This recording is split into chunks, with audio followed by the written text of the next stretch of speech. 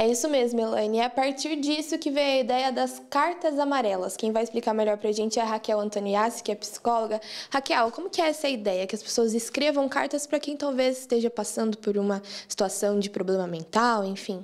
Isso, considerando que um grande fator de risco para a questão do suicídio é o sentimento de desamparo, que é essa sensação de eu não tenho ninguém por mim, eu estou sozinho passando por essa dor, por esse sofrimento, a ideia do Cartas Amarelas, e que daí a gente se baseia para poder fazer essa ação na instituição, é justamente a de oferecer amparo para aquela pessoa que está precisando, né? De ela conseguir enxergar uma outra possibilidade de acolhimento, né? E de um pouco de minimizar essa dor que ela está sentindo, que pode levar ela a estar pensando em suicídio. Então o convite é para que as pessoas escrevam essas cartas, né? O que colocar, assim, o que pensar? A gente tem trabalhado com a ideia de que, assim, o que você diria para uma pessoa que está pensando em suicídio? Né? Que palavras, se você estivesse pensando, se você estivesse em sofrimento, você acha que seriam de ajuda para você nesse momento?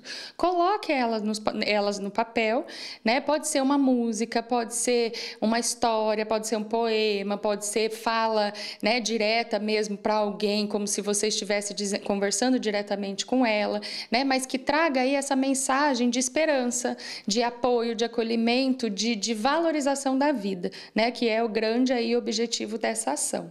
Onde entregar e onde buscar o material para fazer essas cartas? A orientação que a gente está dando pode deixar essas cartas endereçada à coordenadora do curso de psicologia, professora Maria Estela, na Secretaria do Centro de Ciências da Saúde. Eles vão receber essa carta, encaminham para ela, a gente vai estar olhando essas cartas para a gente poder organizar tudo e elas vão ficar expostas ali na entrada do bloco 8, né? E daí para que a pessoa possa ler essas cartas e ao se identificar com alguma carta, possa pegar ela, levar consigo para ser algo que possa servir de apoio no momento que estiver sofrendo. Tem algum prazo, então, para deixar essas cartas lá? A princípio, a gente vai estar fazendo essa ação ao longo de todo o mês de setembro, né? Então, todos os dias a gente vai estar recebendo carta, vai estar colocando lá e vai ficar com essa exposição aí ao longo de todo o mês. Importante, então, deixar o convite para as pessoas para que faça mais por alguém, né? Que você nem conhece, mas você pode fazer alguma coisa. Exatamente. A gente já vive numa sociedade que é tão individualista